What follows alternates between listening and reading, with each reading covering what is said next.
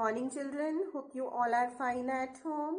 Today we are starting chapter number 8 from history, that is Vital Villages and Thriving Towns. We will start this chapter from the two major developments and two major changes around this time.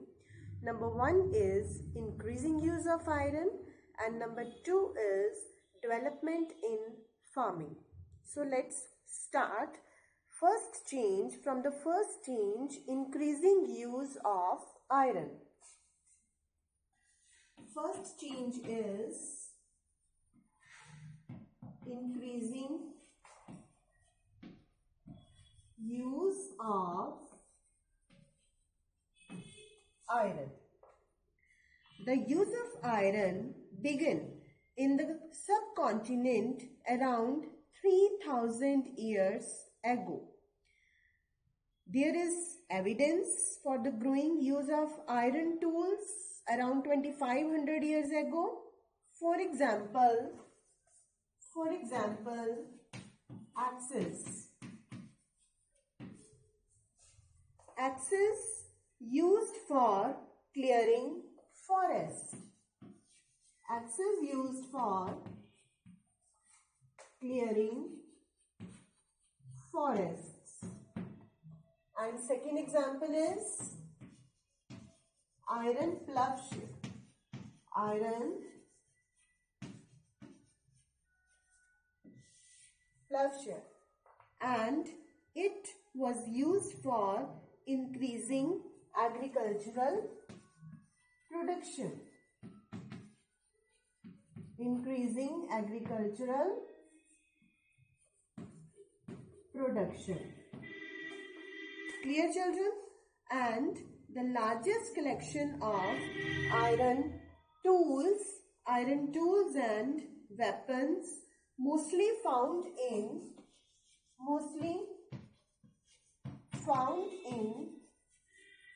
megalith burials. Megalith burials. And the next change is development in farming. Next major change and major development around this time, development in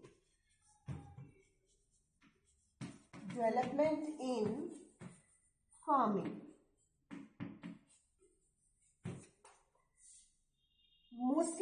Mainly in irrigation areas.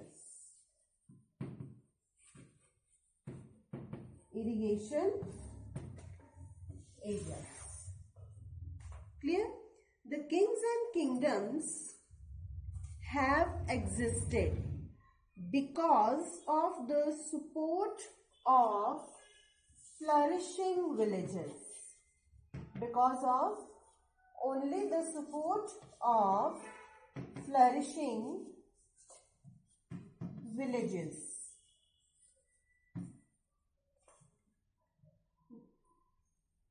Flourishing villages.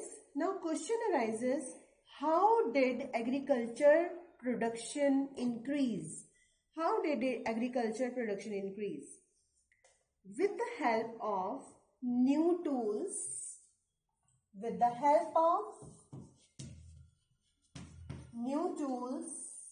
like iron, axes, plowshares, and plowshares used for increasing production. Plowshare used for increasing production. Number 2, system of transplantation. Number 2 is system of transplantation was used. We have already read about transplantation in our previous chapter. Transplantation, when growing seeds on the ground and saplings were grown and planted in the field. This process is used as transplantation. Number 3 is irrigation was also used. Here, irrigation was also used. Irrigation works built during this time included canals, wells, tanks, and artificial lakes. Next topic is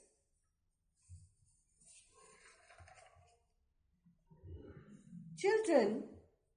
One activity in our chapter, you will find that some of the stages in the construction of irrigation works. Clear? And you will fill in the blanks with the help of these phrases. Number 1, kings need money for armies, palaces, and forts. Children, listen very carefully, and you will fill in the blanks. Kings need money for armies, palaces, forts, and then kings demanded taxes from farmers. Clear? Now what we will write in the third blank? Then farmers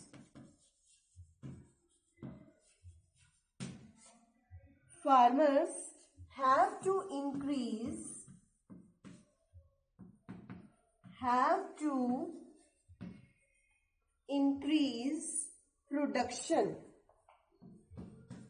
production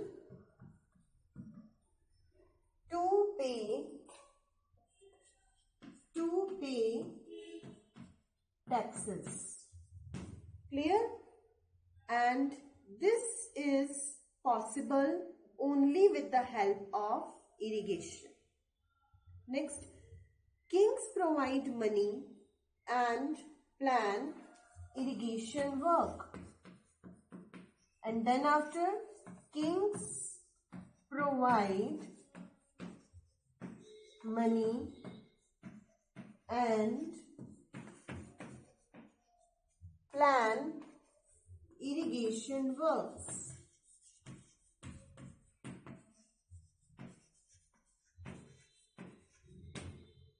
Clear? And then labor is provided by the people. Labor is provided by the people. And then after, production increases. So, farmers does revenue, and then farmers also benefited, and then farmers also benefited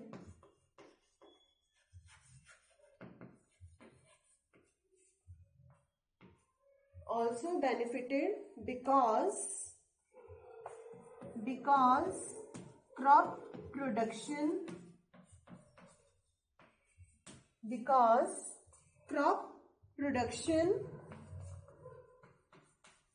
is more certain. You will do this activity in your book. Clear? So our next topic is who lived in the villages.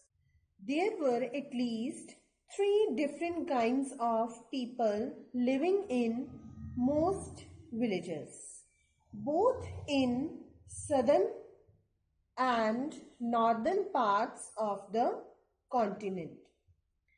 In the southern part,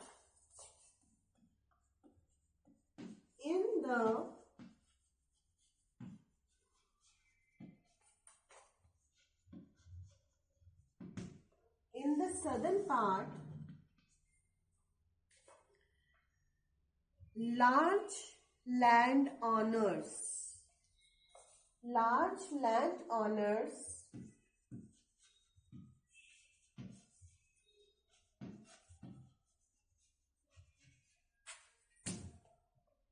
which were also known as Velalar,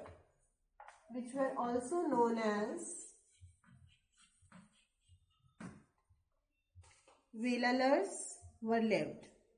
And then ordinary ploughmen,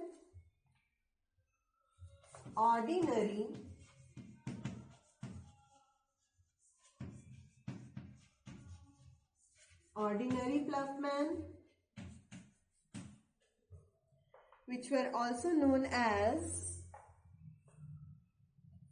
Ujhavar,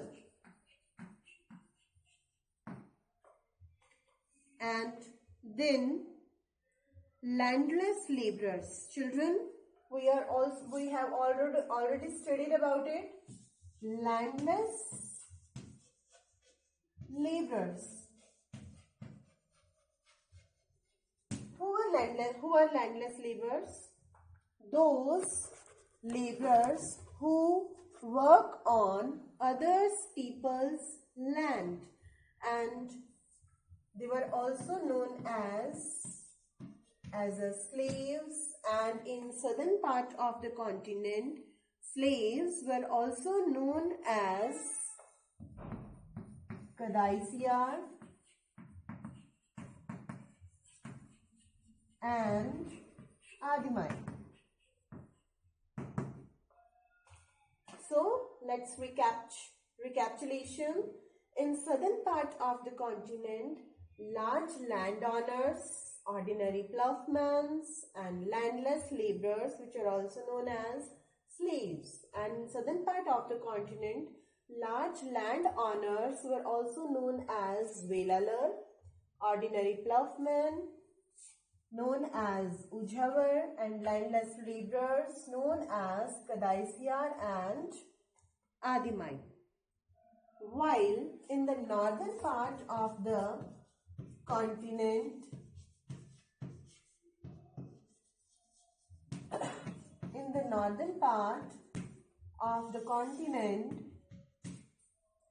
there were Gram Bhujak, who was the village headman.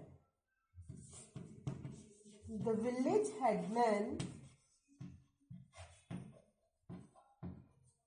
village headman was the Gram Bhujak.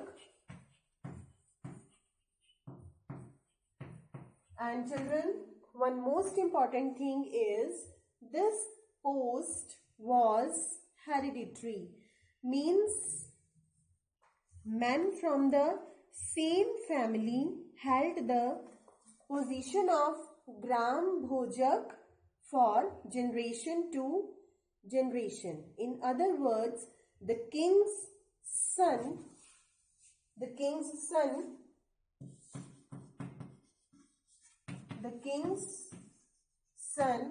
will be the next king. Again, the king's son will be the next king. This process is continue from generation to generation. Gram Bhojak was often the largest landowner. This Gram Bhojak was the village headman, and this was the largest landowner. Clear, children? He had slaves and hired workers to cultivate the land. Though he was very powerful, and the king used him to collect taxes from the village. There were, because he was very powerful, so He also functioned as a judge and sometimes as a policeman. Clear, children? There were other independent farmers known as grihapatis.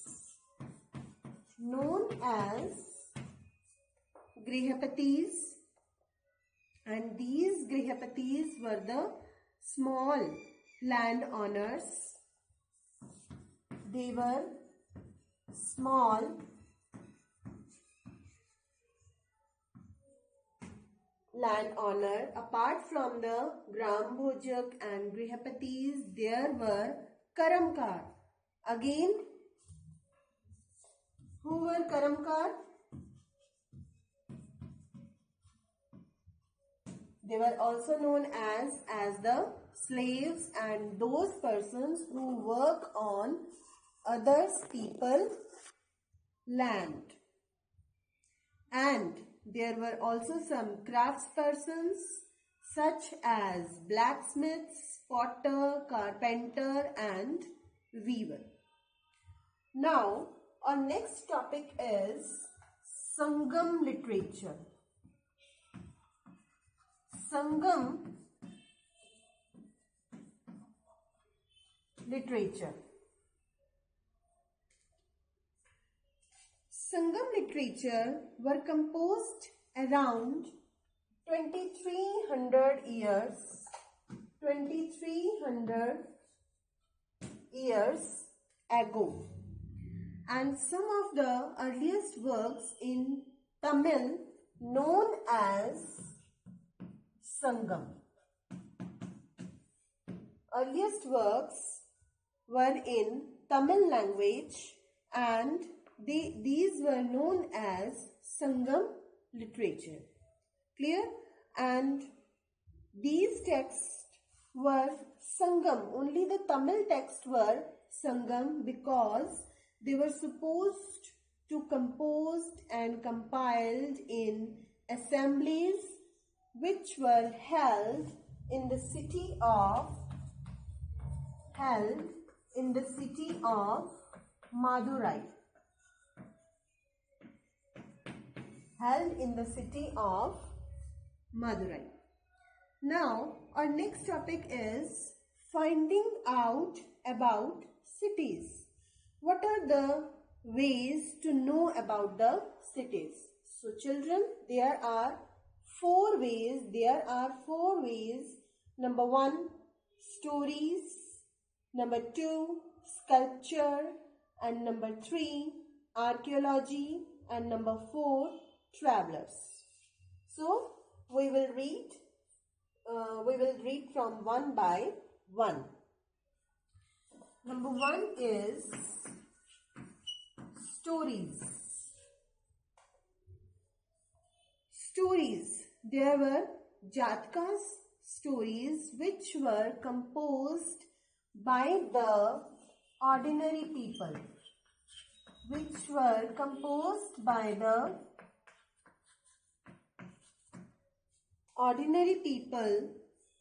And written down and preserved by the Buddhist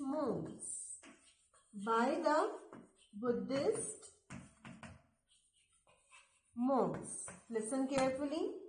There were Jatka stories and they were composed by the ordinary people and preserved by the Buddhist monks. Here is a part of Jatka's story which tells us how a poor man became rich.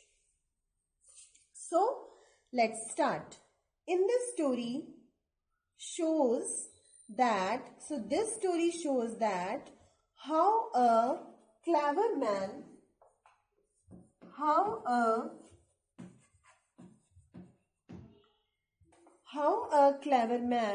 uses his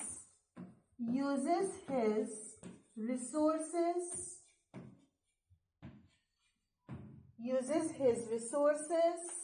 and his intelligence and his intelligence so effectively, and that clever man makes a huge amount of profit and becomes a rich person. And then he becomes a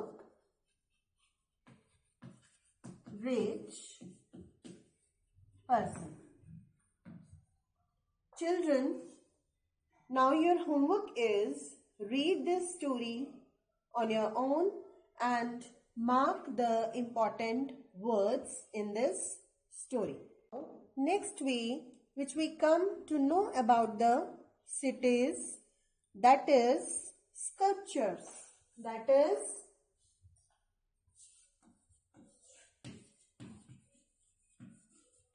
sculptors. Sculptors carved scenes depicting people's lives in towns and villages as well as in the forest. And these sculptures were used to decorate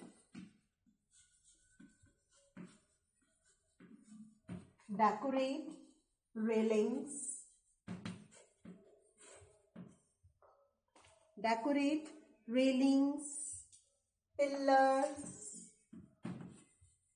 pillars and gateway of buildings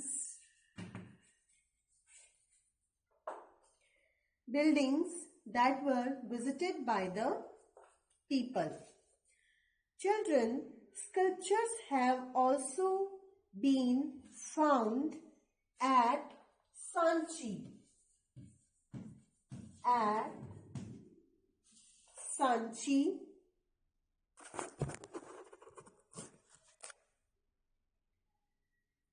A site with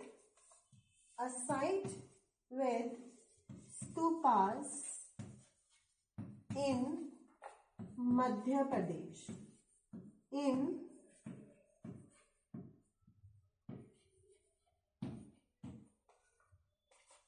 Madhya Pradesh, many cities that developed from about 2500 years ago were capitals of Mahajan Padas. Clear?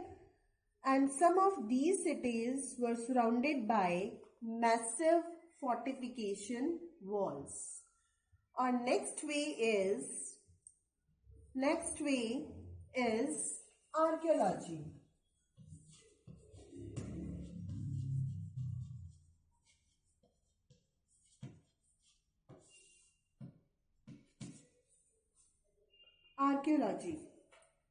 Archaeologists found rows of pots or ceramic rings arranged one on top of the other, and these are known as ring wells.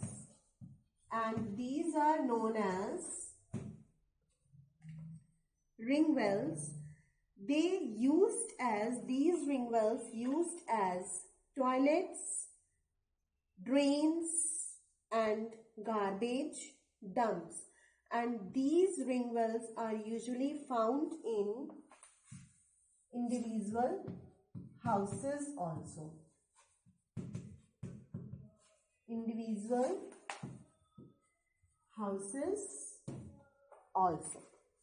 Clear?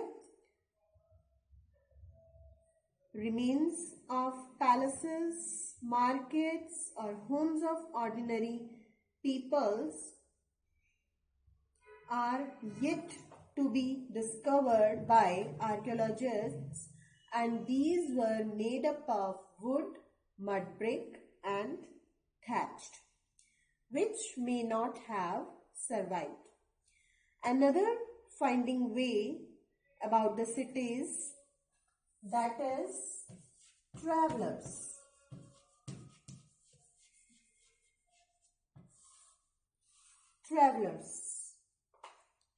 Early cities, from the accounts of sailors and travelers who visited them. One of the most detailed account that has been found by a Greek sailor, and this Greek sailor described all the ports where he visited.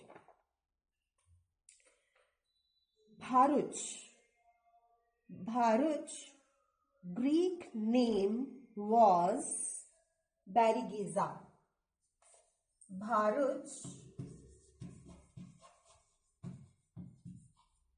Greek name was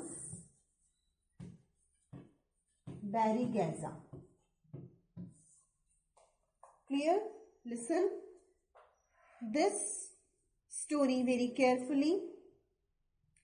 Here is the gulf, and here is the gulf, and that gulf is very narrow, and very hard to navigate for those coming from the sea. And that time ships had to be steered only a skillful local fisherman persons. Fishermen who were also employed by a king.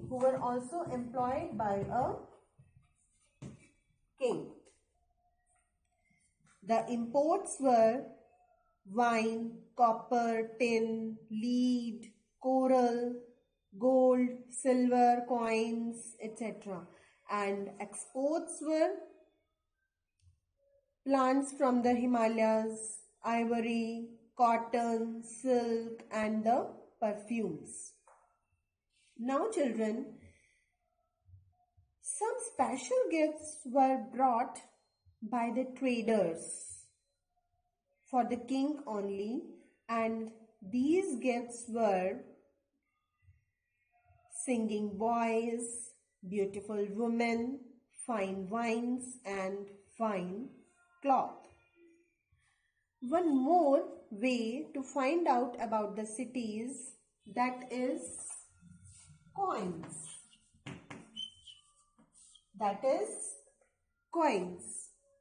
Wealth was measured in the terms of coins. Archaeologists have found several thousands of coins belonging to this period, and the earliest coins were punch-marked coins. What were earliest coins? That is punch-marked coins. Clear? And these coins were in use for 500 years. Children, what is punch-marked coins? They were generally in rectangular,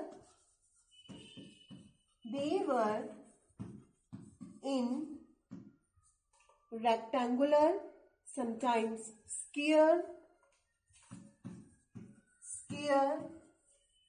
or round in shape. And what are the methods of preparation? Either cut out of metal sheets or made out of flattened metal.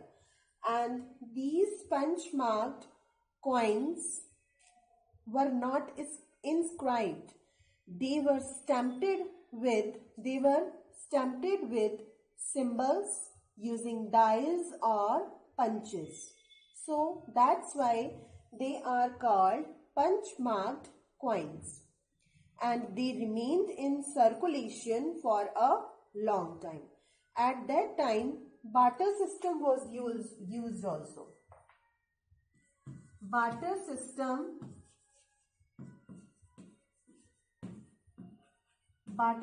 was used also. Now, children, what do you think about barter system? In this barter system, if we purchase one commodity,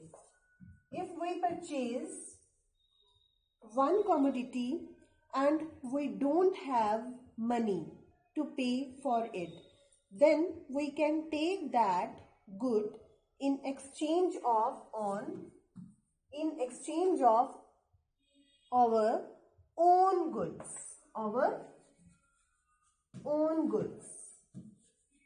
In short, barter system term was used for exchange of goods. Clear, children? Exchange of goods. Now we come to know about the cities with many functions. A single town was important for a variety of reasons. A single town. Children, let's take an example. Mathura.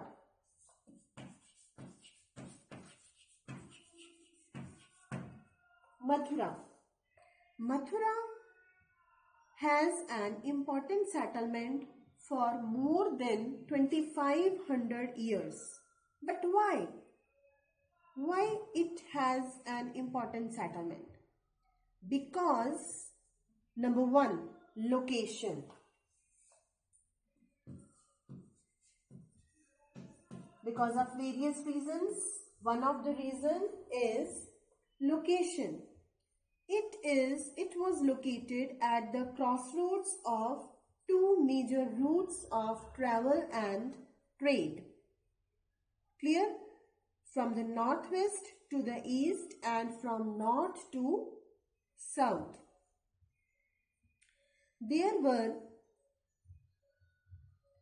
next way is sculpture.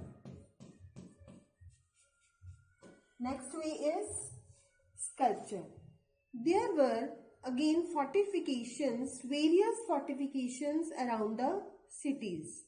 Farmers and herders provided food for the people in the cities, and Mathura was only the center for some fine sculpture was provided.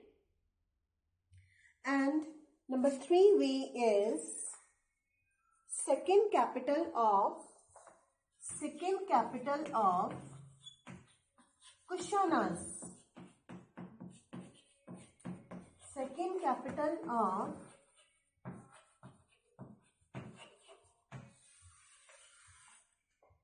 capital of Kushanas.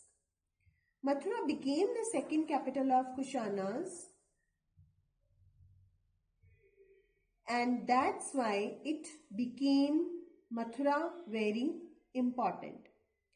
Number 4th way is religious center.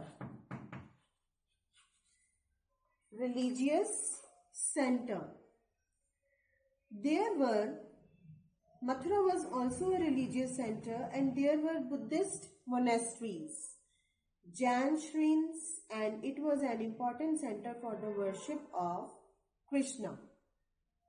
And 5th way is inscriptions.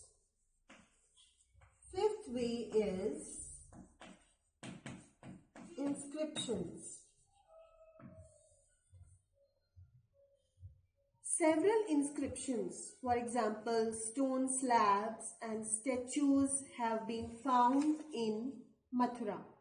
There were short inscriptions recording gifts made by men to monasteries and shrines, and these were made by kings and queens, officers, merchants, craftspersons who lived in the cities.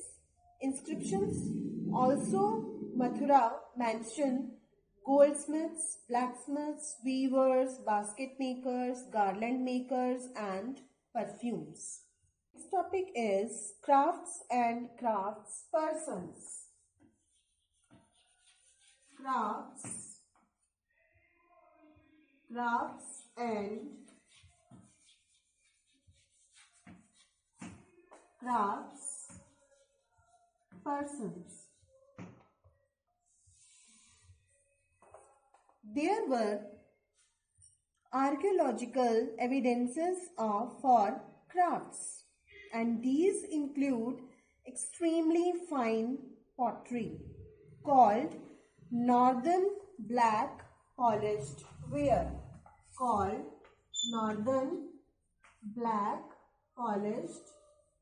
the short form of NBPW, the full form of northern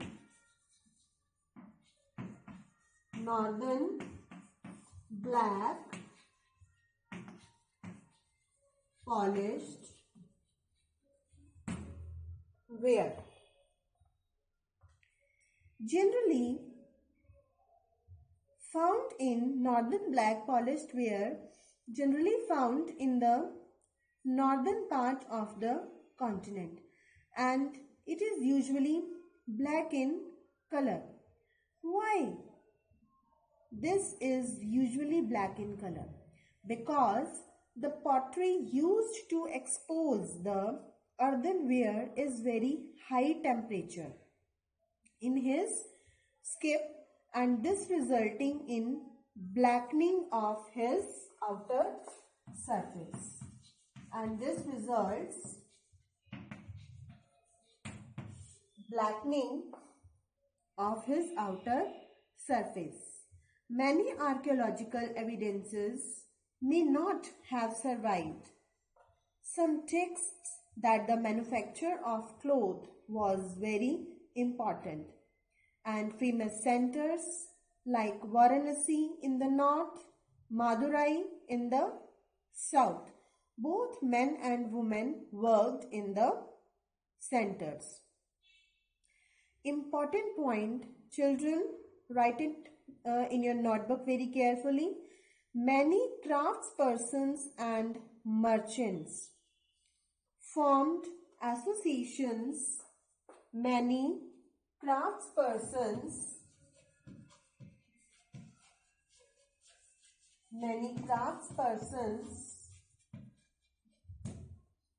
formed associations or organizations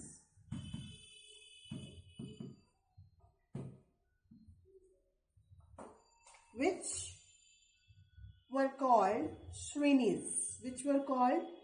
Shrenis, and these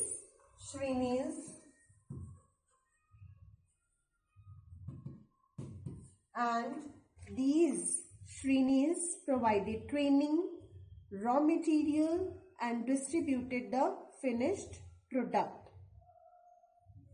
So let's make a chart. Shrenis also served as banks. Shrenis also served as banks. Clear? This is the first function of the Shrenis. Shrenis also served as banks where rich men and women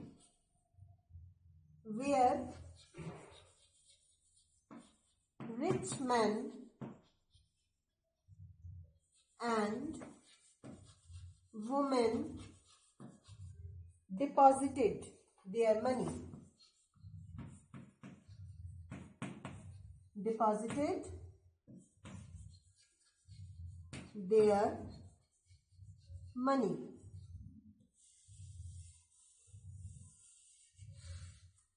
Clear?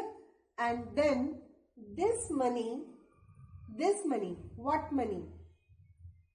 Those money who men and women deposited in the Shrenis, and this money was invested. This money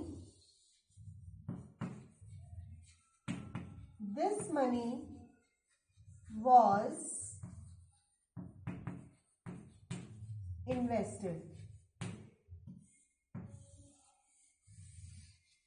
into two parts. Part of the money was returned. Part of the money in the form of interest was returned.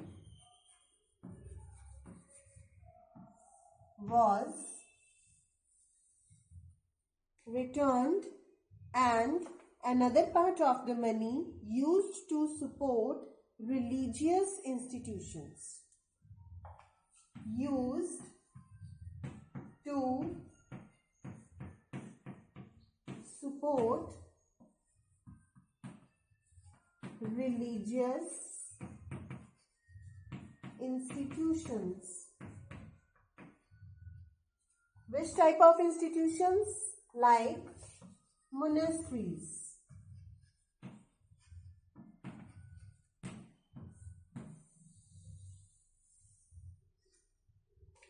Clear, children?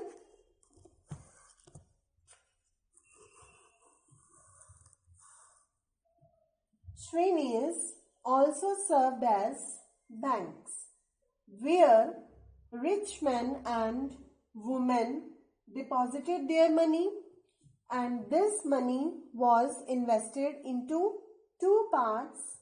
Number one, part of the interest was returned, and another part of the money used to support religious institutions like monasteries, etc. Next topic is Arikamedu.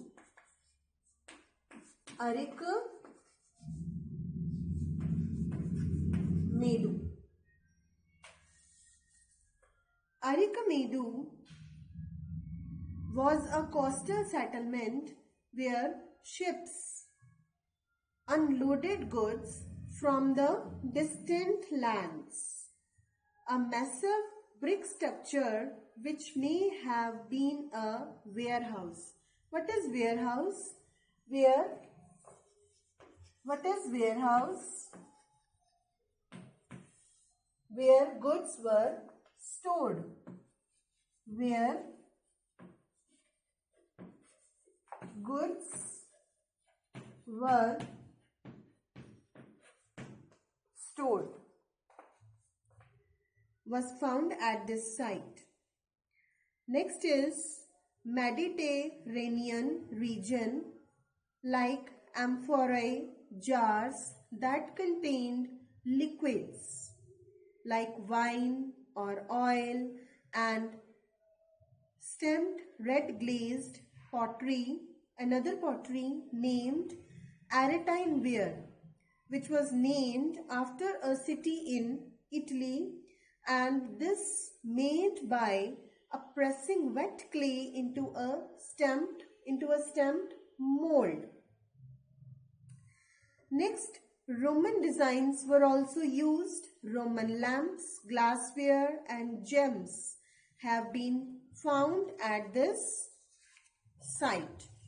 Small tanks have been found that were probably dyeing vats used to dye cloth, and plenty of evidence for the making of beads from semi-precious stones and glass.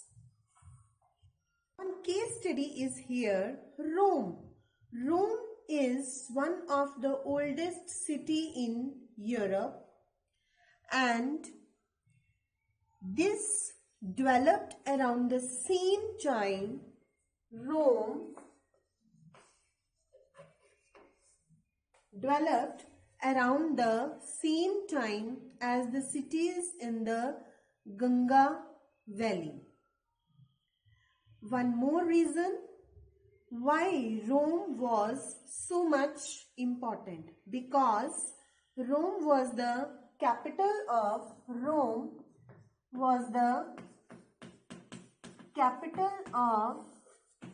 large empires.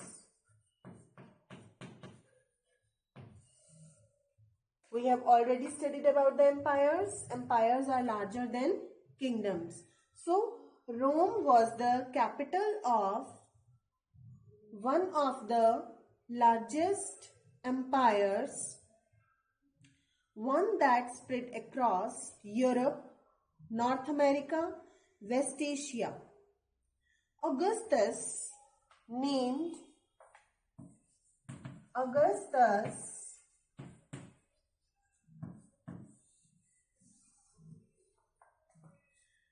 Augustus was the most important emperor who ruled about 2000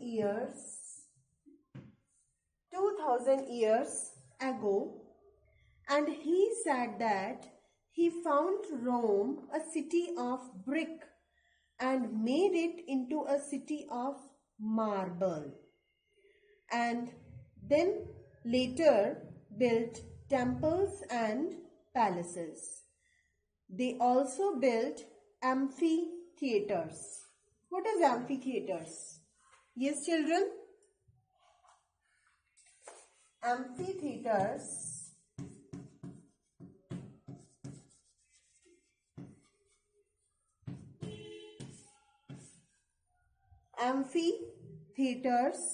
means where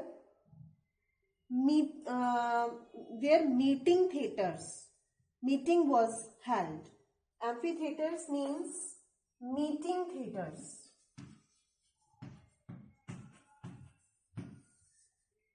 Meeting theaters that were in open areas, that were in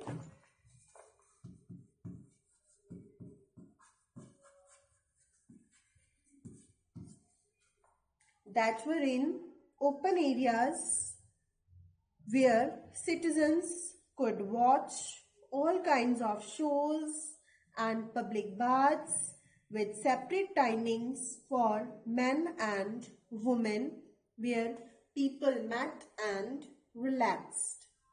Huge aqueducts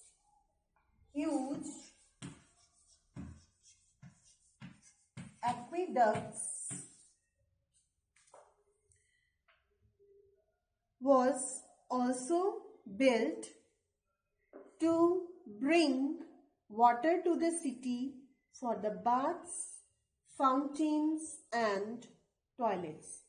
So children, we have covered all the important concepts and points of the chapter number 8, that is Vital Villages, Thriving Towns. I hope you understood it. Thank you.